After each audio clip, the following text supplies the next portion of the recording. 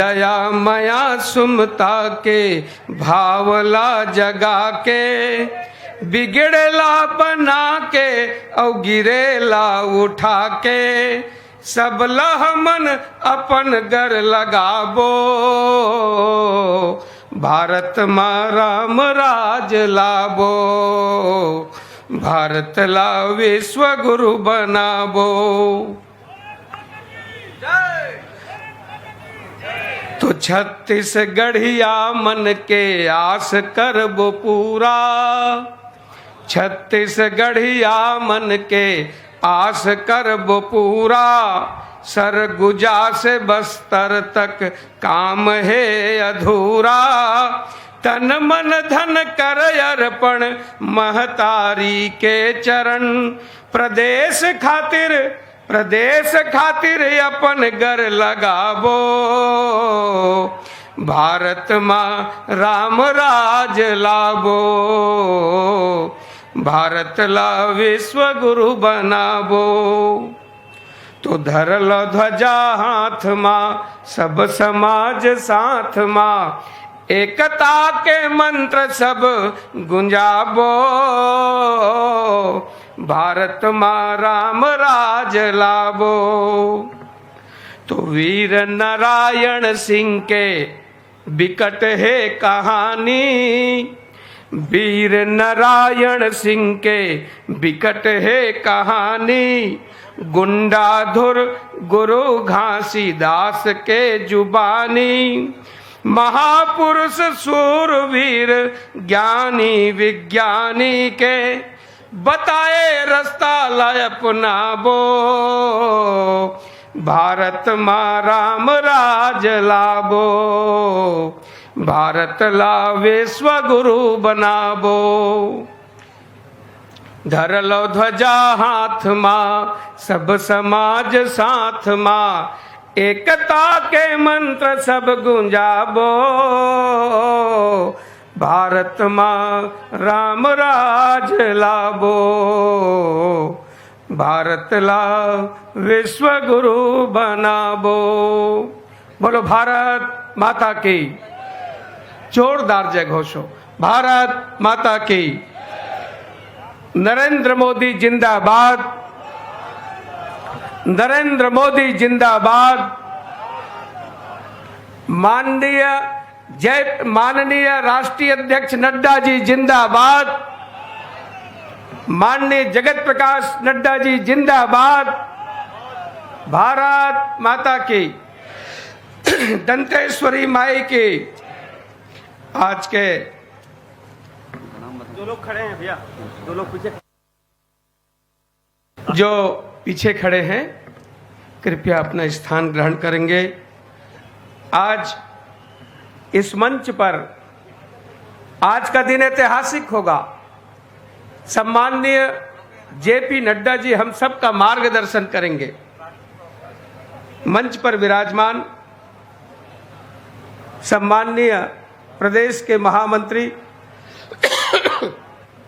Shri OP Chaudhary जी और उपस्थित बस्तर के समस्त नेतागण, मेरे सामने बैठे हुए ऐसे सभी बहनों, माताओं, भाइयों, नौजवान साथियों, भाजपा के कार्यकर्ता बंधुओं, जगदलपुर और क्षेत्र से आए हुए ऐसे सभी वरिष्ठ नागरिकगण, ऐसे मार्गदर्शकगण, ऐसे पालकगण, ऐसे आशीर्वादकगण जो हमेशा भारतीय जनता पार्टी को अपना स्नेह और आशीर्वाद देते हैं, ऐसे सभी भाइयों बहनों,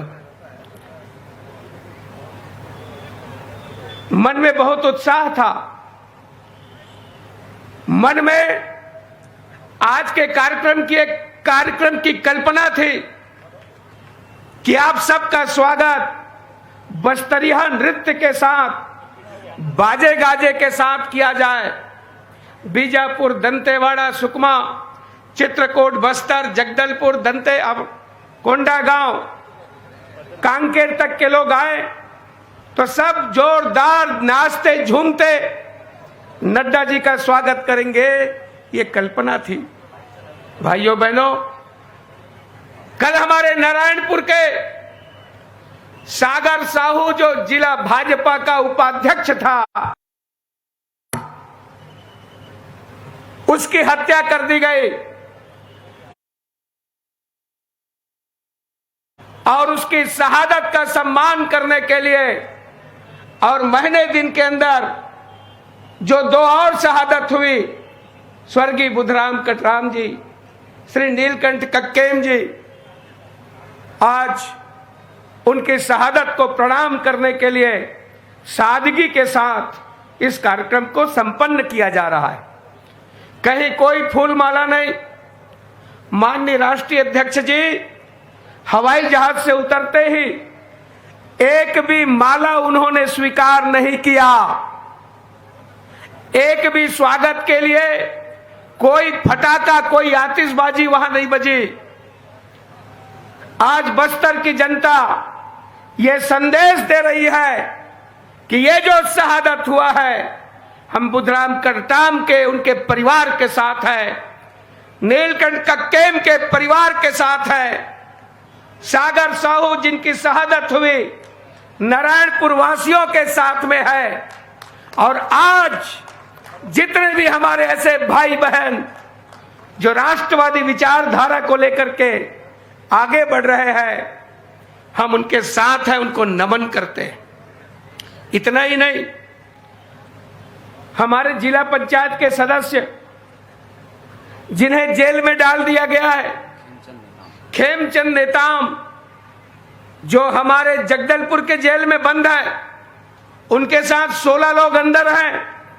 ये कोई चोरी करके, किसी का जेब काट करके, किसी के यहां डकैती करने नहीं गए थे, किंतु उन्हें अंदर किया गया। प्रदेश में अराजकता है, प्रदेश में कानून व्यवस्था नाम की चीज समाप्त हो गई है। आज चोरी, डकैती, लूट, हत्या, बलात्कार, फिरौती, भाइयों बहनों, आज प्रदेश में स्थिति खराब है। बीजापुर, दंतेवाड़ा, सुकमा से लेकर संपूर्ण सरगुजा छत्तीसगढ़ में आज स्थिति खराब है। आज स्थिति है दमनात्मक तरीके से छत्तीसगढ़ को ये पश्चिम बंगाल बनाने की कोशिश कर रहा है। भूपेश बघेल जी, आज बस्तर की जनता आपको चेतावनी देने के लिए लाल बाग के मैदान में एकत्रित हुई है। पिछले 4 साल में 6000 से अधिक दुष्कर्म के मामले दर्ज हुए। नाबालिगों से दुष्कर्म 4000 से अधिक मामले दर्ज हुए। युवतियों का अपहरण 6000 से अधिक मामले दर्ज हुए। भूपेश बघेल जी, आपके शासन में दुष्कर्म 6वें स्थान पर, फिरौती 4थे स्थान पर, आत्महत्या के मामले 2रे स्थान पर और डकैती के मामले पूरे देश में 5वें स्थान पर है। आखिर ये प्रदेश कहां जा रहा है, कहां ले जाना चाहते हैं आप? भूपेश बघेल जी, गांजा में, तस्करी में, ब्राउन शुगर में, नशीली गोलियों में, चरस में, अफीम में, शराब में तो आपका कोई जवाब नहीं है। पहले उड़ता पंजाब कहते थे, अब उड़ता छत्तीसगढ़ कहते हैं। आज इस प्रदेश को आप, ये जो नौजवान, ये जो पीढ़ी है, ये नशे के अंधकार में आपने ढकेल दिया है। छत्तीसगढ़ की जनता चाहती है, छत्तीसगढ़ की जनता चाहती है कि ये चेहरा बदले, ये जो दिख रहा है ये फिजा बदले।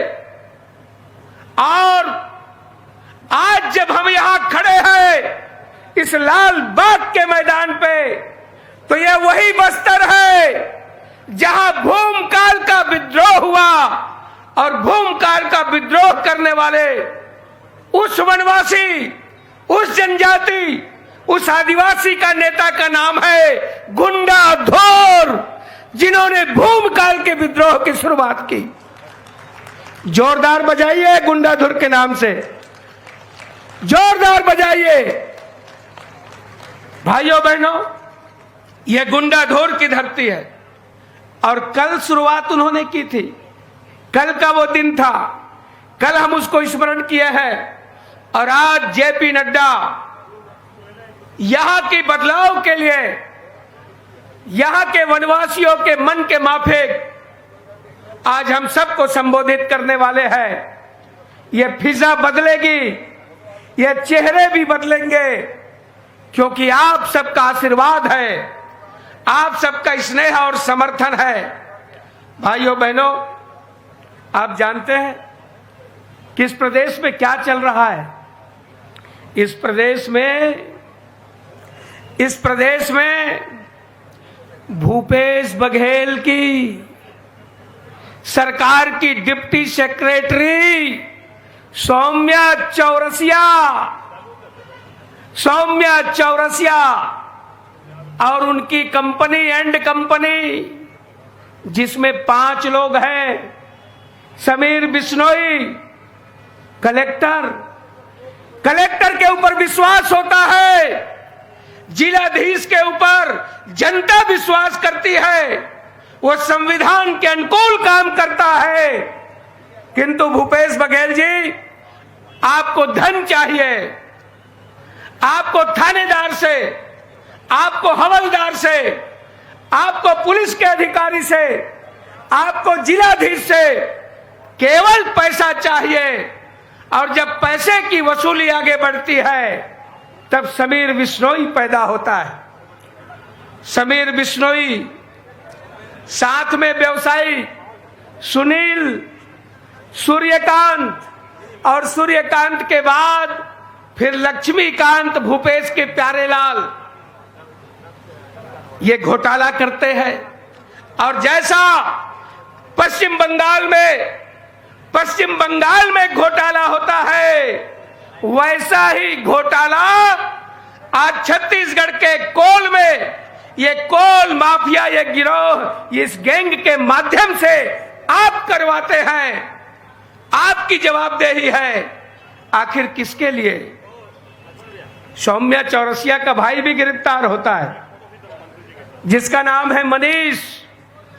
540 करोड़ की लूट छत्तीसगढ़ के आम जनता के हिस्से में जो जाता, जो छत्तीसगढ़ के माल खजाने में जाता, आपने उसमें डकैती डाला है। आज बस्तर के इस मैदान से यह संदेश पूरे छत्तीसगढ़ में जाने वाला है कि आने वाले समय में इस अत्याचार को बर्दाश्त नहीं किया जाएगा, इस भ्रष्टाचार को बर्दाश्त नहीं किया जाएगा। भ्रष्टाचार रक्त में शामिल, कौन वाद प्रतिवाद करे, अखबारों में पढ़े सुर्खियां, कौन समय बर्बाद करे। अखबार में पढ़ते हैं आज इसमें भ्रष्टाचार, आज बस्तर के फलाने स्वास्थ्य विभाग में कमीशन, शिक्षा विभाग का डीओ बीओ कमीशन ले रहा है, ट्रांसफर में पैसा खा रहा है, थानों में बोलियां लग रही है। भाइयों बहनों, आप सब जानते हैं, जब पैसे का भूत सवार होता है तो लूट मचती है। छत्तीसगढ़ को दोनों हाथों से लूटा जा रहा है और आज इसका विरोध करने के लिए, आज शंखनाद करने के लिए बस्तर से इसकी शुरुआत हो रही है। 5000 पृष्ठ की चार्जशीट अभी स्पेशल कोर्ट ने दाखिल की है। भाइयों बहनों, मैं आपके माध्यम से यह कहना चाहूंगा, क्या इसी दिन के लिए छत्तीसगढ़ को बनाए थे? अटल बिहारी वाजपेयी जी छत्तीसगढ़ की स्थापना की। अटल जी ने सोचा था कि यहां भी सुजलाम सुफलाम मलेज शीतलाम के साथ इस अमीर धरती के गरीब लोगों का स्तर सुधरेगा, किंतु आपने बर्बाद कर दिया। जो 15 साल में डॉक्टर रमन सिंह की सरकार ने जो काम किया था, क्या तेंदुपत्ता का बोनस दिया, क्या आप लोगों के आदिवासियों वनवासियों के पैरों में चरण पादुका अपने हाथों से पहनाए? कितने भी हमारे वनवासी बहनों भाइयों के विवाह, तीर्थ यात्रा, पर्यटन का काम उन्होंने हाथ में लिया। श्रवण कुमार बनकर के आपको तीर्थाटन कराए। भाइयों बहनों, मैं जानता हूं कि आप सबका स्नेह था, आप सबका प्यार था, किंतु जिस प्रकार से जन घोषणा पत्र में उन्होंने जो लोक लुभावने जो वायदे किए, एक बार देखने की आपकी इच्छा, एक बार देखे तो 5 साल तक पछताते रह गए। कब जाए ये सरकार, कब खत्म हो ये सरकार? एक एक दिन, एक एक क्षण छत्तीसगढ़ की जनता गिन रही है। ज्यादा दिन नहीं है, यह अत्याचार समाप्त होगा, यह फिजा बदलेगी। निर्णय आपको करना है कि किनके हाथ में बागडोर देना। क्या लूटने वालों के हाथ में? क्या चोरी करने वालों के हाथ में? क्या हत्या करने वालों के हाथ में? यह निर्णय आपको लेना है। कानून व्यवस्था की स्थिति बने। पड़ोस में उत्तर प्रदेश है, योगी आदित्यनाथ की सरकार है। पड़ोस में मध्य प्रदेश है, शिवराज सिंह की सरकार है। जहां ये अन्यायी, लूट करने वाले, चोरी करने वाले, अत्याचार करने वालों में कपकपी पैदा होती है और वहां संविधान का राज चलता है। यहां अराजकता है, वहां संविधान है, वहां सदाचार है, यहां अत्याचार है। निर्णय आपको करना है। डबल इंजन की सरकार बनानी है। जैसे आदित्यनाथ की सरकार, जैसे शिवराज की सरकार, सेवा करने वाली सरकार, एक एक पाई पाई जनता के लिए खपाने और लगाने वाली सरकार। आप जानते हैं भाइयों बहनों, आप सब बैठे हैं, मैं आपसे केवल एक नहीं पूछूंगा और हाथ उठा के जवाब देना। आप जितने बैठे हैं यहां पे, आप सबको कोरोना का टीका लगा है कि नहीं लगा है? एक बार हाथ उठा के बता दीजिए। सबको लगा है? एक टीका लगा है कि 2 टीका लगा है? कितना? आवाज थोड़ा सा कम सुनाई देता है। कितना? भाइयों बहनों, 3 टीके लगे। एक टीके का कीमत कोई बताएगा? एक टीके का कीमत यदि 500 मान लीजिए, एक टीके का कीमत यदि 300 भी मान लीजिए, राउंड फिगर में 3 टीके की कीमत 1000, 135 करोड़। इस हिंदुस्तान की आबादी 135 करोड़ गुणित 1000 यदि आप करेंगे तो उसका 000 जो है वो जगदलपुर के बस स्टैंड तक जाएगा। इतना पैसा आपके लिए खर्च किया नरेंद्र मोदी जी के लिए। एक बार जोरदार ताली बजा के आपके लिए। आप स्वस्थ रहें, आप स्वस्थ रहें, आपकी तबीयत ठीक रहे। इस महामारी और बीमारी में यह जो चाइना वायरस था उसमें आप स्वस्थ रहें। नरेंद्र मोदी ने आपके लिए लगाया 80 करोड़ परिवार को। 1, 2, 10 गांव नहीं। थोड़ा साउंड और देना भैया, पीछे भीड़ और है बहुत ज्यादा। जो 80 करोड़ लोगों को मुफ्त में अनाज मिले, इसके लिए एक व्यक्ति को 5 किलो, घर में यदि 4 लोग हैं तो 20 किलो, 5 लोग हैं तो 25 किलो, 6 लोग हैं तो 30 किलो, 7 लोग हैं तो 35 किलो, 2 लोग हैं तो 10 किलो, 1 है तो 5 किलो मुफ्त में अनाज देने की प्रधानमंत्री गरीब कल्याण की घोषणा की। आपको मिल रहा है, 1 साल के लिए और बढ़ा दिया गया है। भाइयों बहनों, एक तरफ तो अनाज दिया जा रहा है मोदी जी द्वारा, और मोदी जी के अनाज में कांटा मारने का काम बस्तर में भूपेश बघेल की सरकार कर रही है। वो भेज रहे हैं प्रतिदिन 1 करोड़ रुपए का चावल यहां घोटाला होता है। प्रतिदिन जो नरेंद्र मोदी चावल फ्री में भेजे हैं, उस फ्री के चावल में भी कांटामारी करने का कोई काम करता है तो उसका नाम है छत्तीसगढ़ की सरकार। आज यहां घोटाले ही घोटाले, एक विभाग को कौन कहे। भाइयों बहनों, नियत जब साफ होती है तो कैसा होता है आप जानते हैं। कितना विश्वास है हमारे प्रधानमंत्री नरेंद्र मोदी के ऊपर। उन्होंने आह्वान किया, उन्होंने कहा कि इस बीमारी से लड़ने के लिए वैज्ञानिक और आध्यात्मिक काम भी करने होंगे। आप सबको कहा गया कि ताली और थाली बजाएंगे, गांव गांव, घर घर, इतना ताली और थाली बजा। दीपावली जैसे एक एक दीपक जलाने का आह्वान किया गया, किंतु एक एक दीपक नहीं, ऐसा दीपक जला कि दीपावली के पहले पूरे विश्व में दिवाली मनाया गया। यह विश्वास नरेंद्र मोदी जी का है, यह विश्वास नरेंद्र मोदी जी के प्रति है। गरीब का बेटा जब प्रधानमंत्री बनता है तो लाल किले के प्राचीर से वो कहता है कि मेरी मां, मेरी बहन, मेरी बहू की इज्जत को मैं जानता हूं। शाम की वो प्रतीक्षा करती है कि कब शाम हो तब वो मैदान के लिए जाए, शौच के लिए जाए। गरीब का बेटा जब प्रधानमंत्री नरेंद्र मोदी बनता है तो सबसे पहले वो कसम खाता है कि मैं अपने गांव के गरीबों के भी घर में, जो बड़े लोगों के घर में जो अटैच लैट्रिन बाथरूम होता है, गरीबों के घर में भी मैं बाथरूम बनवाऊंगा। मैं सेप्टिक और टैंक के साथ शौचालय का निर्माण करूंगा। हिंदुस्तान के सभी गांव के एक एक घर में शौचालय बनवा दिया। उसका नाम है नरेंद्र मोदी।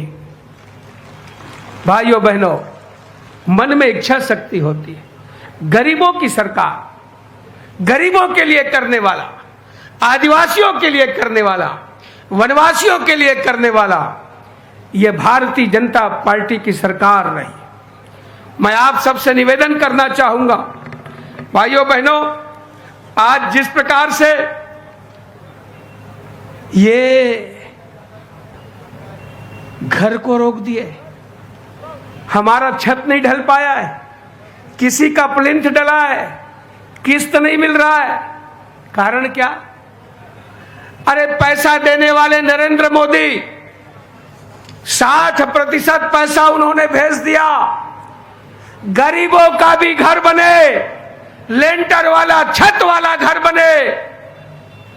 जो राज्यांश देना था छत्तीसगढ़ सरकार को, वो राज्यांश नहीं दिया। ये जो घर का पैसा आया था वो वापस चला गया। वो एक गांव, दो गांव का नहीं, बल्कि 16 लाख परिवार जो लाभान्वित होते, 16 लाख घर वापस। इसके लिए यदि कोई दोषी है तो इसके लिए भूपेश बघेल की सरकार दोषी है। मैं टीएस सिंहदेव का पत्र लेकर के आया हूं। टीएस सिंहदेव अपना इस्तीफा के पत्र में लिखते हैं कि मैं इस्तीफा इसलिए दे रहा हूं कि भूपेश बघेल की सरकार ने, और जो घर बनाना चाहिए था वो इन्होंने घर नहीं बनाया, आवास नहीं बने। मेरे छत्तीसगढ़ के 16 लाख परिवार जिसके ऊपर छत वाले, लेंटर वाले घर बनते, आज उसके साथ धोखा किया गया है। भूपेश बघेल जी, आपने कल 4 प्रश्न किया था, मैं केवल 3 ही प्रश्न किया था। आपके लोग मेरे 3 प्रश्न का उत्तर नहीं दे सके। मैं आपसे 1 प्रश्न कल कम किया था। आप बताएं कि आपकी वो कौन सी तारीख और तिथि और दिन है कि आप छत्तीसगढ़ की जनता, बस्तर के लोगों के भी ऊपर छत और लेंटर वाला घर बने। आप वो पैसा कब जमा करा रहे हैं? आज ये बस्तर की जनता जानना चाहती है लाल बाग के मैदान में। भाइयों बहनों, आज जो स्थिति है, ये छत्तीसगढ़िया की बात करते हैं। कैसा छत्तीसगढ़िया? चिला फरा खाए में गेड़ी चढ़े में छत्तीसगढ़िया नहीं हो, भौरा खेलने में और नदियां तैरने में नहीं होता। जब छत्तीसगढ़िया की चुनने की बारी आती है तो भूपेश बघेल जी आप मोहसिना किदवई को चुने छत्तीसगढ़ से,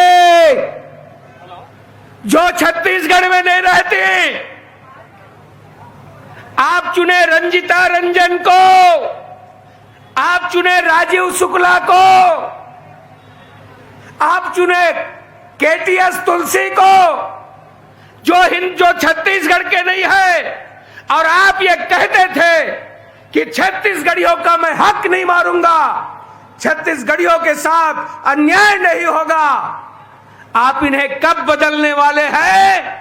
लाल बाग के मैदान में बस्तर की जनता आपसे पूछना चाहती है। और बस्तर के, दंतेवाड़ा के, बीजापुर के, सुकमा के, चित्रकूट के, नारायणपुर के, यहां के वनवासी को आप कब राज्यसभा भेजना चाहते हैं? छत्तीसगढ़िया को ये आज पूछना चाहते हैं।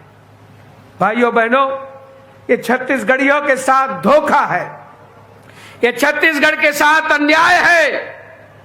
मैं आप सबसे निवेदन करना चाहता हूं, इनका जब जब मुंह खुलता है तो झूठ ही बोलते हैं, झूठे ही आहार लेते हैं, झूठे ही कथन करते हैं, झूठ के अलावा कुछ नहीं है।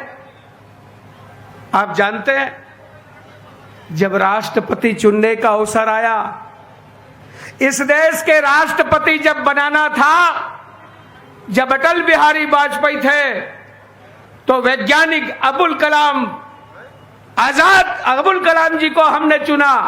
पूरा देश ने स्वीकार किया, जो परमाणु बम हमको दिया फिर से, जो सब प्रकार से मिसाइल मैन के नाम से जाना जाता था।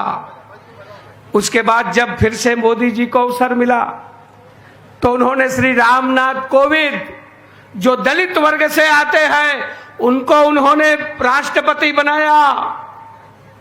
जब दोबारा अवसर मिला राष्ट्रपति बनाने का, तो आप जैसे वनवासी, आप जैसे आदिवासी, गुफा कंदरा जंगल के रहने वाले, ऐसे वनवासी बहन, हमारी आपकी सबकी बहन आदिवासी द्रौपदी मुर्मू को चुना और आज देश की राष्ट्रपति है। उनके लिए एक बार जोरदार ताली बजा करके हम नरेंद्र मोदी जी को अभिनंदन करना चाहते।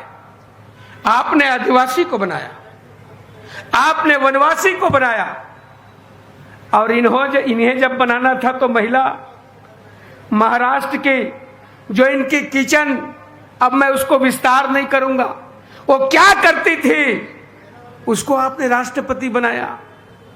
जो आपके परिवार का काम आए, जो राष्ट्र के लिए नहीं, जो परिवार के लिए करे, जो नेशन के लिए नहीं, जो फैमिली के लिए करे, आप उसकी चिंता करते हैं। और नरेंद्र मोदी ऐसे ईमानदार व्यक्तित्व खोज करके निकालते हैं।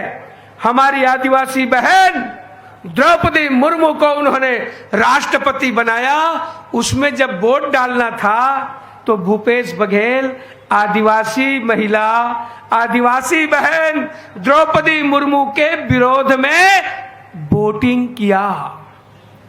अपने विधायकों को ये लकवा जो कहता है कि मैं आदिवासी हूं, उनसे पूछना क्या वो द्रौपदी मुर्मू को वोट किया था?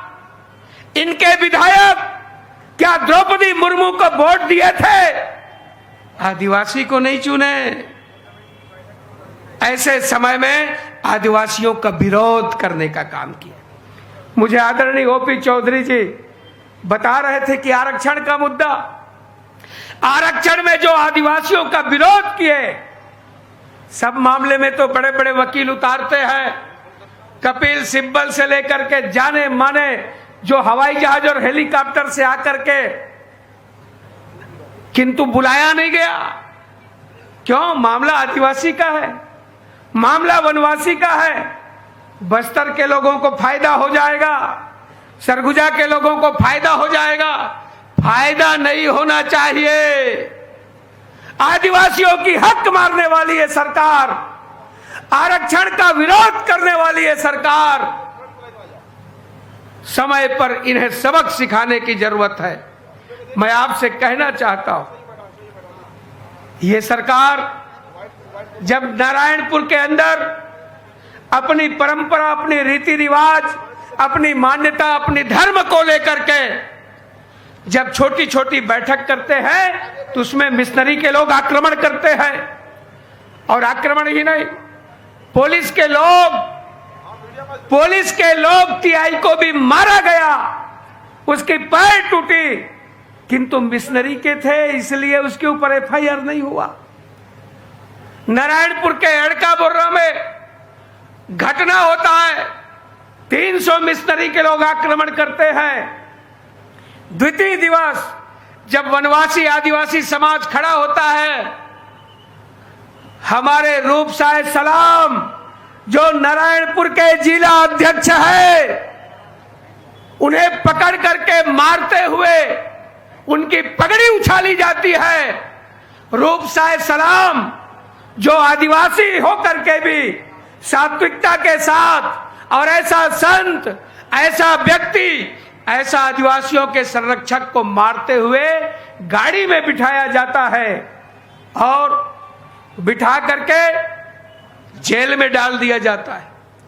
नारायणपुर के जेल में, कोंडागांव के जेल में, जगदलपुर के जेल में जो बंद है, आज ये पूरी सभा उनके साथ है। आज जो ये शहीद हुए हैं, पूरी सभा उनके साथ है। हम उन्हें नमन करते हैं।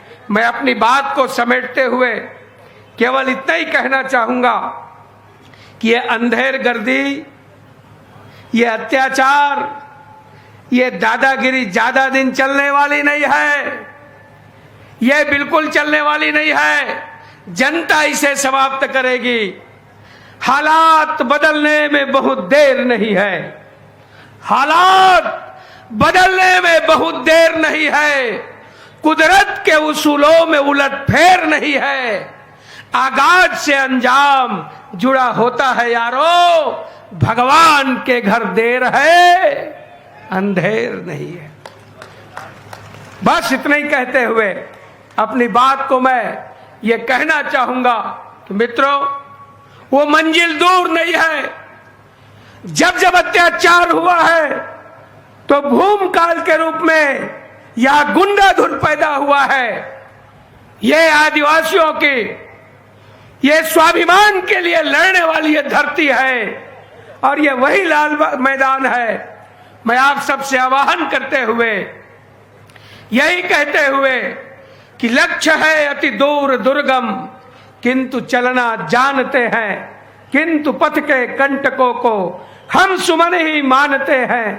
जब प्रगति का नाम जीवन, यह अकाल विराम कैसा, लक्ष्य तक पहुंचे बिना पथ में पथिक विश्राम कैसा।